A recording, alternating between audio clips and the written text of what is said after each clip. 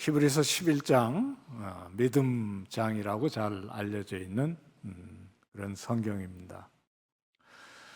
구약 성경에 믿음으로 살았던 사람들의 이야기를 통해서 우리가 오늘 어떻게 살아야 할지를 가르쳐주는 그런 성경입니다. 구약에 16명의 사람들을 열거하고 있는데 이분들을 본향 찾는 사람들이라 그렇게 부르고 있습니다. 본향은 찾는 것이 아닙니다. 머릿속에 있고 어릴 때 기억에 있고 또 언제든지 돌아갈 수 있는 것이죠. 그런데 본향 찾는다라는 말은 이것이 떠나온 고향이 아니기 때문입니다. 이것은 뒤에 있는 고향이 아니고 앞에 있는 본향입니다. 사실 이 사람들뿐만 아니라 모든 인간이 결국에는 가게 되는 그런 앞에 있는 우리 인간의 궁극적인 목적과 목표가 되는 곳을 아마 의미할 겁니다. 그렇게 생각하면 우리 모든 인생이 다 본향 찾는 사람이라고 할 수 있습니다. 우리도 우리 인생의 궁극적인 의미와 목적이 있는 곳을 향해서 가고 있습니다. 프랑스의 인상파 화가 가운데 고갱이라는 사람이 생애 마지막 단계에 아주 유명한 그림을 유언같이 남겼습니다. 그리고 친절하게 이 그림의 제목을 우리는 어디서 왔으며 무엇이며 어디로 가는가라고 붙였습니다. 굉장히 큰 그림입니다. 길이만 해도 7m가 넘고 폭도 2m가량 되는 아주 거대한 그림인데요. 시작 부분에 어린 아기가 있고 맨 마지막 부분에는 할머니가 머리를 감싸고 어디로 갈지를 고민하는 그런 형태의 그림입니다. 모든 인간이 묻지 않을 수 없는 질문입니다. 우리는 어디서 왔을까? 우리는 누구일까? 무엇을 하면서 사는 사람들일까? 그리고 어디로 가는 것일까? 학교에서 수업을 하다가 가끔씩 피곤해서 주무시는 학생이 있으면 이렇게 세워서 제가 묻습니다. 너는 누구냐? 여기는 어디냐? 되게 깨요. 깰 뿐만 아니라 답도 해야 되는데 이게 총신대학교 종합관 700m 이랬던 정말 혼나는 거죠. 그걸 알고자 하는 것이 아니고 정말 나는 누구인가? 여기는 어딘가? 또 나는 어디로 가고 있는 것일까? 히브리서 11장의 16명 이들의 삶이 우리를 깨우치게 됩니다.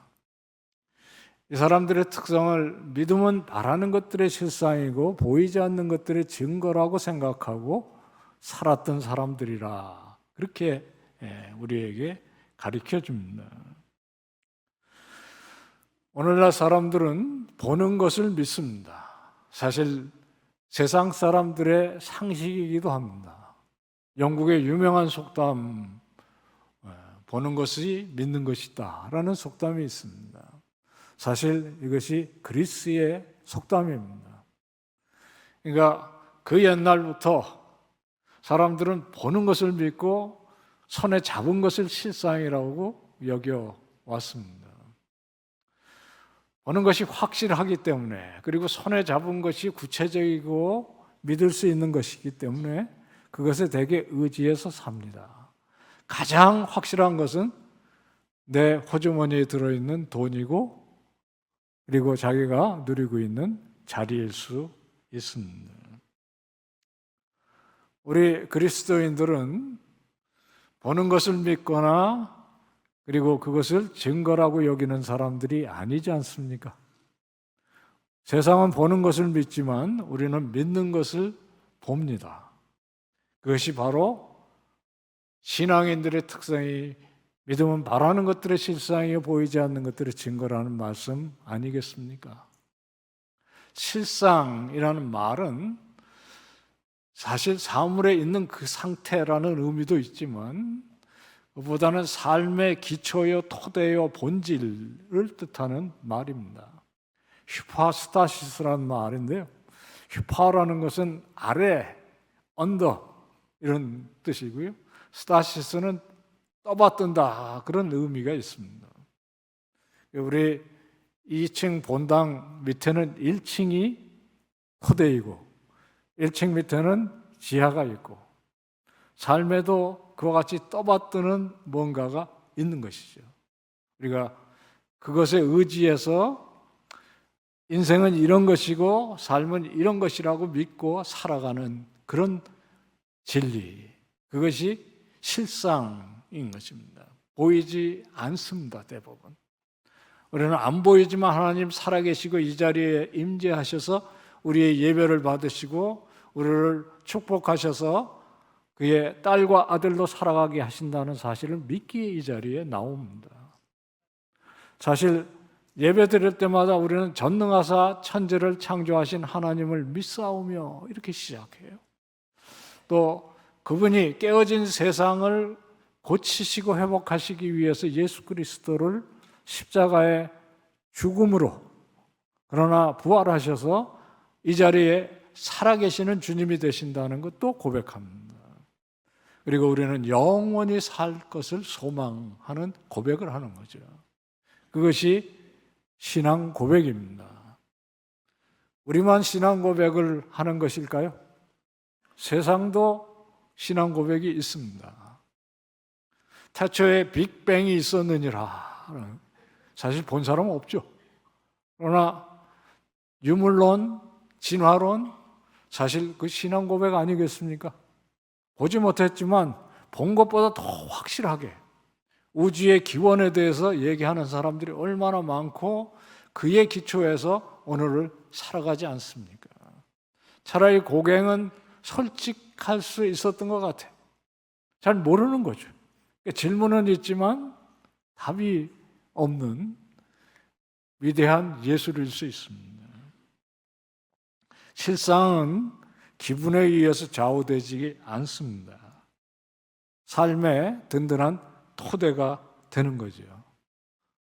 삶이 얼마나 튼튼한 토대 위에 있는가는 역경에 부딪혔을 때 여실히 드러납니다. 우리가 어디서 왔는지를 제대로 알면, 그리고 우리가 누구인지를 알고 어디로 가는지를 알면 인생의 기복에 덜 흔들릴 거라고 저는 믿습니다. 우리 시선이 하나님의 나라를 향해서 있는데 눈앞에 어려움 넘어설 수 있는 시선의 능력이 있는 사람이 삶에 휘둘리지 않을 수 있는 거죠. 그래서 신앙 고백은 주일 11시 예배 가운데만 드리는 것이 아니라 우리가 전문을 통해서 일상으로 돌아갔을 때 우리 삶의 토대요 기초가 됩니다. 특별히 어려움에 부딪혔을 때 더욱 그 기초는 탄탄함을 검증하게 되는 것이죠. 진화론자, 유물론자보다 우리 하나님 살아계신 하나님 창조주, 우리의 구원자 되시는 것을 믿는 사람의 힘과 용기와 그리고 복이 이 신앙 고백 속에서 살아 증언하게 되는 것입니다. 아브라함이 아주 대표적인 인물이었습니다. 믿음의 조상이라고 소개되고 있습니다. 이 사람이 보는 것만 믿었더라면, 봐야 그리고 손에 잡혀야 그걸 증거라고 생각했더라면 믿음의 조상은 못 됐을 거라고 저는 생각합니다. 그가 처음 하나님과 만나고 하나님의 부르심을 받았을 때 하나님께서 이렇게 말씀하셨어요. 네가 익숙하고 살고 있는 이 고향 땅을 떠나서 내가 지시할 곳으로 가라. 지금 목적지를 알려주지 않고 떠나기부터 하라고 하신 거거든요. 저는 경기도 삼본에 사는데요. 저희 집에서 아침에 일어나서 목적지를 가지고 지하철역으로 갑니다. 근데 어느 날 하나님께서 얘야 일어나서 지하철역에 가라. 거기 가면 타라. 그럼 짜증 날 것 같아. 왜냐하면 거기 가면 1호선도 있고 4호선도 있는데 미리 좀 말씀을 해주셔야 탈 거 아니에요. 근데 아브라함에게 그렇게 하신 거거든요. 내가 지시할 곳으로 가라. 이게 믿음 아니면 떠날 수 없는 것이죠. 그리고 아브라함이 살던 곳은 그 당시에 그만한 주거지가 없는 곳입니다. 떠났습니다. 그래서 하나님께서 이 아브라함의 순종을 의로 여기셨다라고 다음 성경에서 얘기하는 거죠. 떠나게 하면서 세 가지 약속을 해주셨습니다. 창세기 12장부터 나오는 유명한 이야기입니다. 내가 지시할 땅으로 가면 그 땅을 내게 주리라. 이루어지지 않습니다. 아브라함은 평생토록 땅을 한 평도 가지지 못했습니다. 그래서 늘 유랑하면서 장막에 살았다. 그렇게 되어 있습니다. 갑자기 분위기가 확 가라앉으면서 제가 2단 신천지 같이 보이시면 조금만 더 인내를 갖고 들으셔야 합니다. 두 번째 약속, 더 확실하게 안 이루어집니다. 내 자손이 하늘에 별과 같이 많으리라 하셨습니다. 100세가 될 때까지 아들이 없었습니다. 이게 어떻게 이루어지겠습니까? 그러니까 이 두 말씀의 약속은 지금 우리의 삶 속에서 온전히 이루어가고 있는 것이 분명한 거죠.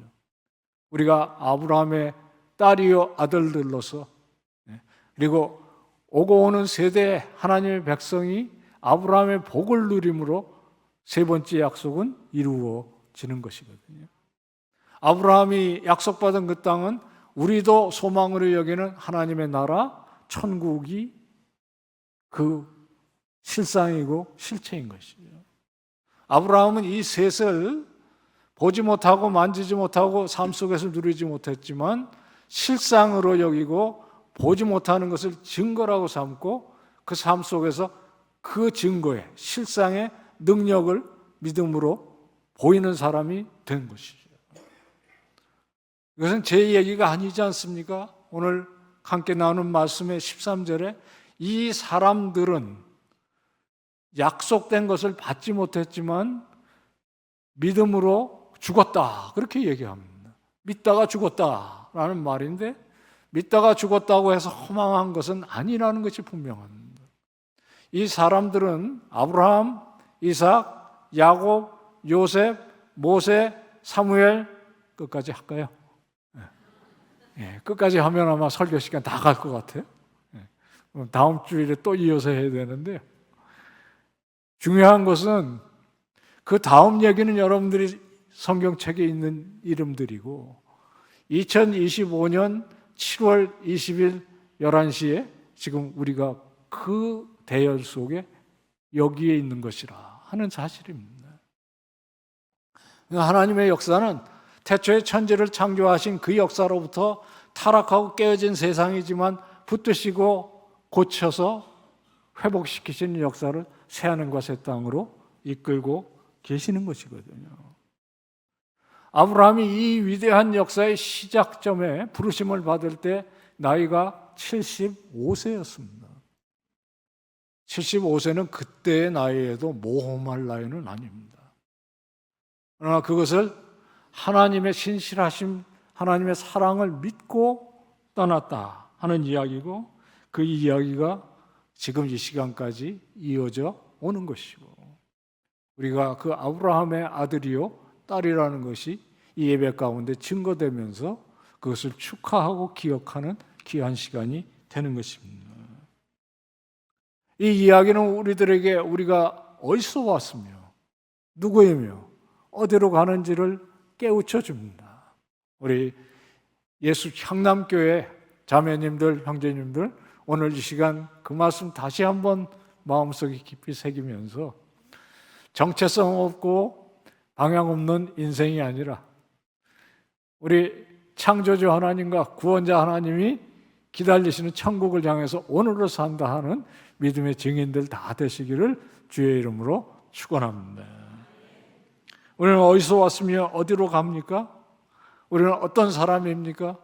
본문 말씀에 외국인이요, 이방인이요, 나그네요, 본향 찾는 사람들이라고 이야기합니다. 다 사실 달갑지 않은 이름일 수 있습니다. 저는 외국에서 18년을 살아봤는데요.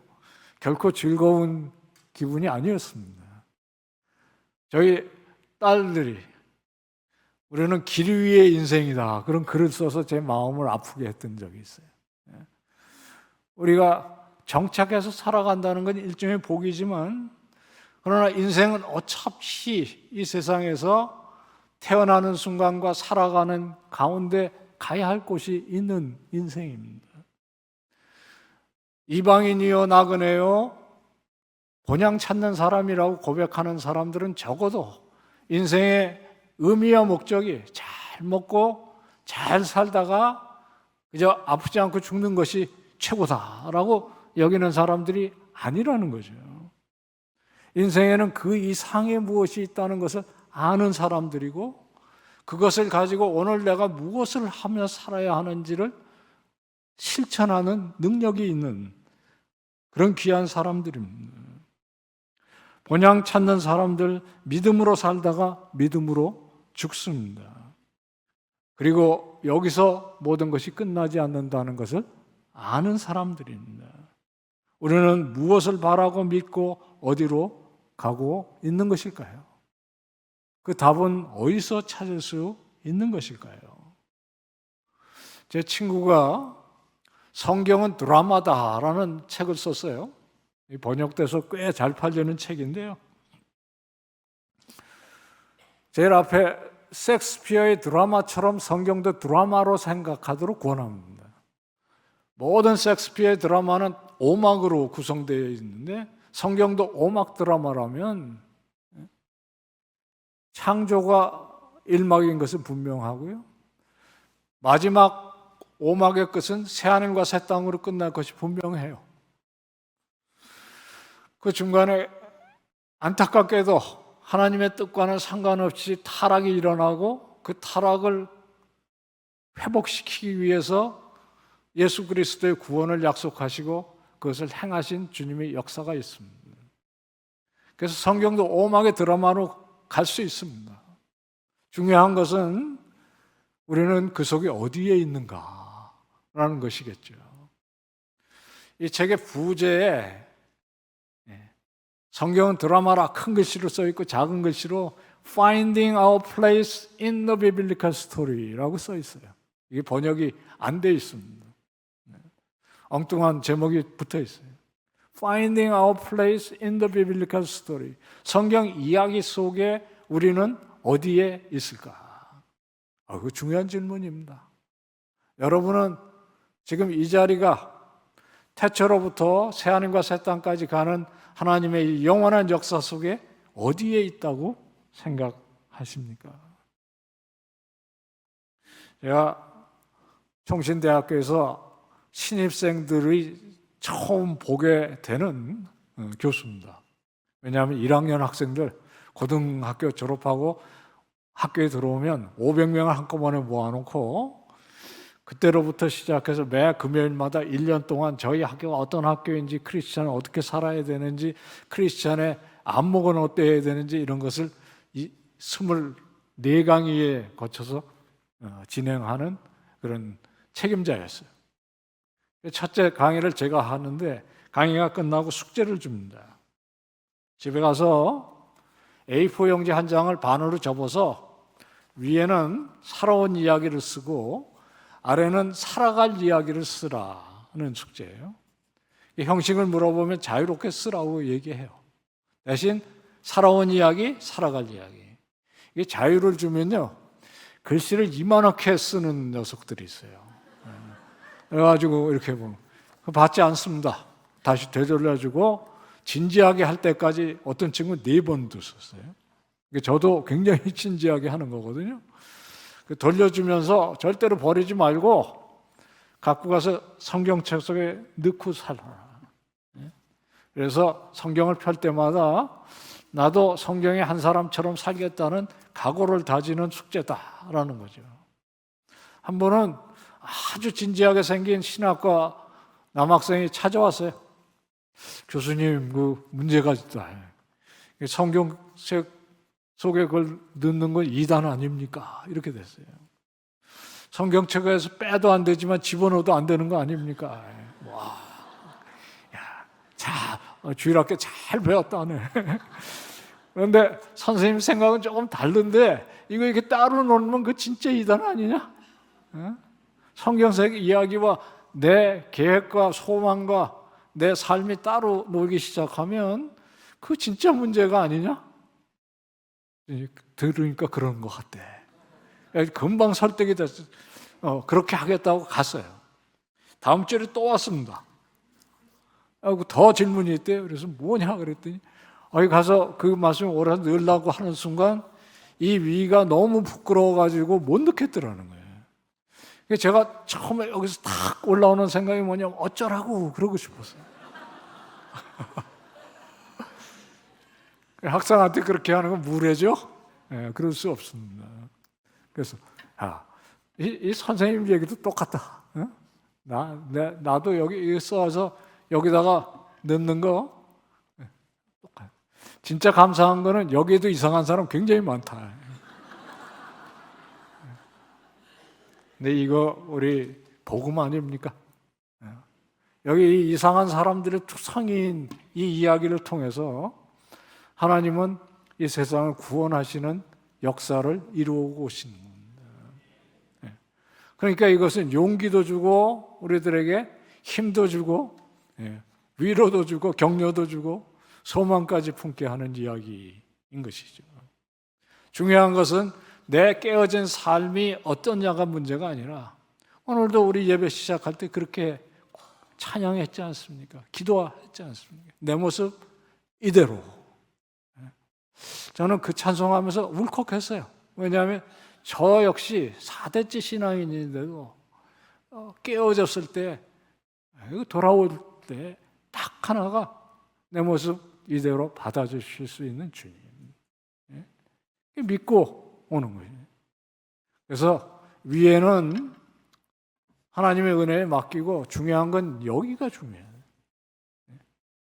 근데 이것은 얼마든지 고쳐 쓸 수 있으니까 또 위로가 됩니다. 고치다 안 되면 잘라서 새로 붙일 수도 있는 거 아닙니까? 하나님께서는 거기에 쓴 이야기를 통해서 여러분 속에 하나님의 나라를 이루어간다는 사실도 아시죠? 이것은 그냥 해보는 일이 아닙니다.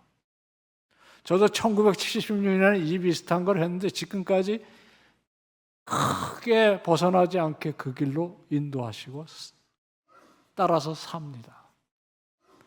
여기 들어가셔야 합니다. 이렇게.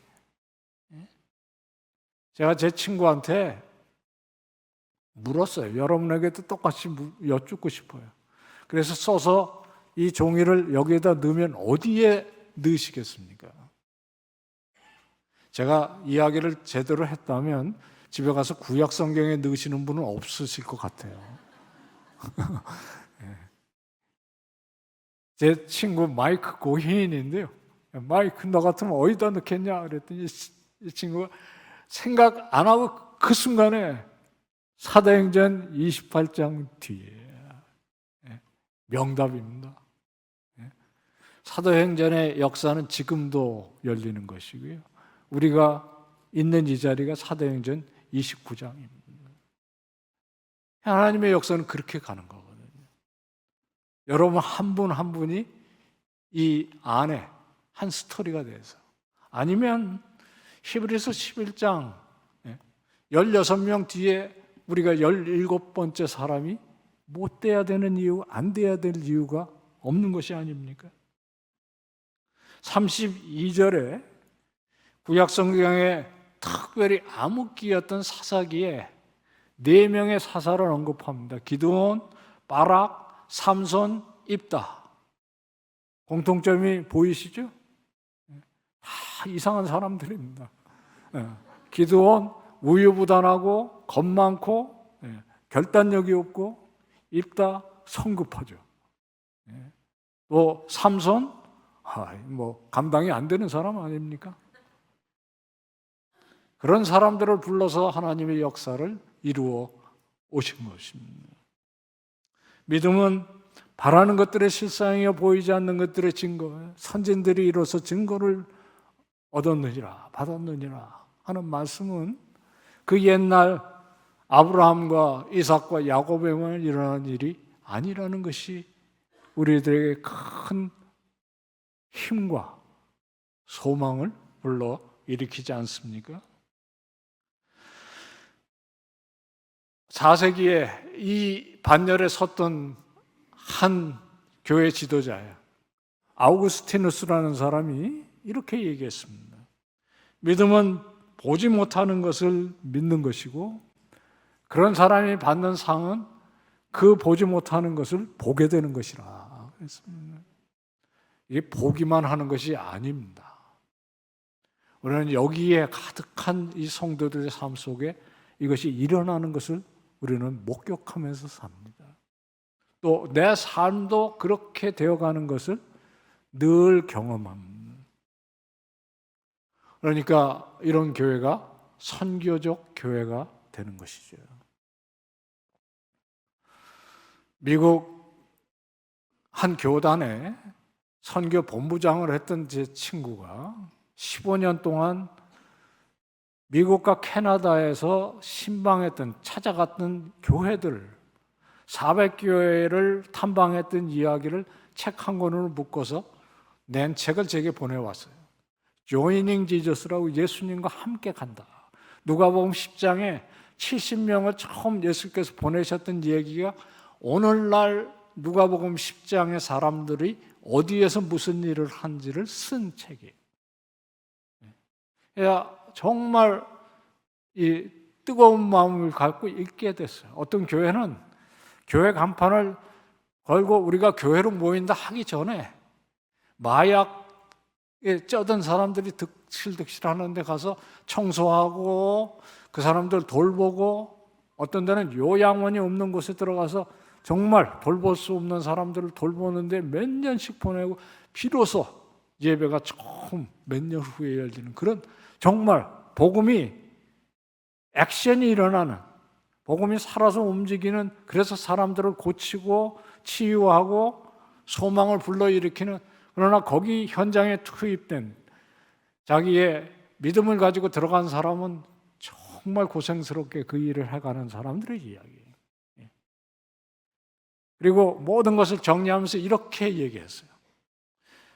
내가 선교 본부장으로, 큰 교단의 선교 본부장으로 이 교회를 탐방하면서 느낀 것은 세 가지다.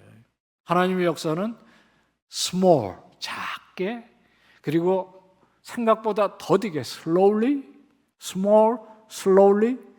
그러니까 당연히 작고 천천히 일어나니까 그 일을 감당하는 사람은 인내할 수밖에, patiently, 이렇게 세 개를 썼어요. 제가 저희 교단에 알만한 굉장히 큰 교회, 정말 제가 존경하는 목회자님이 이 얘기를 했어요. 책을 권해드리고요. 했더니 이분이 참 옳은 말이다. 그러나 불행한 것은 한국 교회 많은 목회자들이 전혀 원하지 않는 것들, 작고 천천히 가고 그리고 인내하는 거예요. 그건 누가 좋아하겠습니까? 어마무시하게 크고, 그리고 지금 당장 일어나고, 그리고 나는 기다리지 않아도 되는 거예요. 그거 원하는 거예요. 그러니까 이 괴리, 이 차이가 우리를 많이 생각하게 하는 거죠. 저도 많이 생각하게 했어요. 저는 많이 불편해지기 시작했습니다. 저는 신학교에서 2018년에 은퇴할 때까지 한 30년을 최후방, 복음의 최후방, 아무 액션이 안 일어나는 것 같은 그것에서, 그것도 모태신앙의 세를 다 받고 훈련이 잘 돼 있는 목회자들 교육한다고 시간을 다 보내버렸거든요. 감사한 거는 예수 향남교회에 와보니까 그 가운데 아주 모범생들만 여기 계시더라고요. 사실 모범생이 아니어도 모범생이라고 그래요.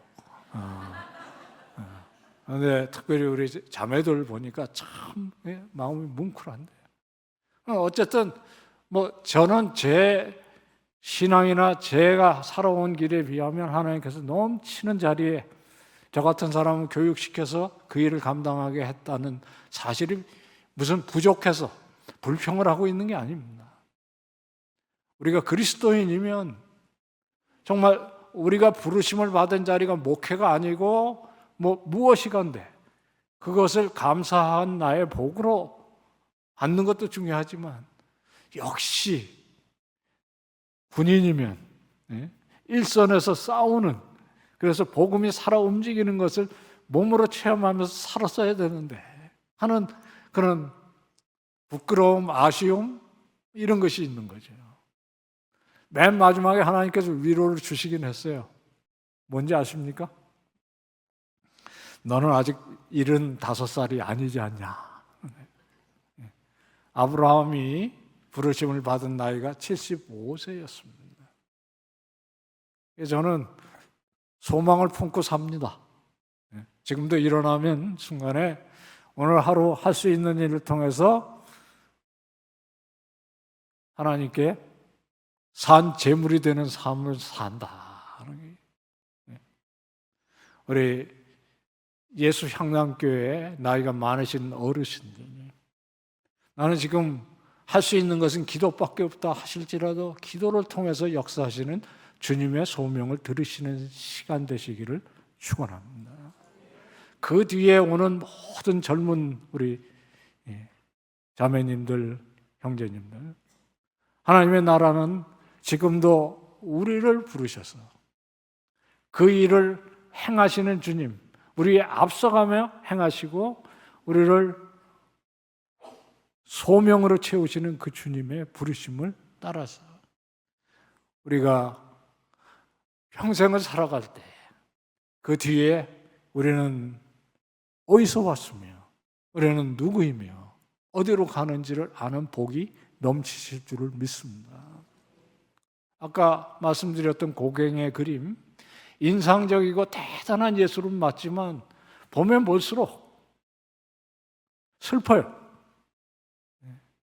질문은 있지만 답이 없는 그림. 위대한 예술이 하는 일이긴 해요. 그러나 묻고 답이 없으면 그 답은 어디서 얻는 것일까요? 우리는 주일마다 그 말씀을 듣는 복을 누립니다.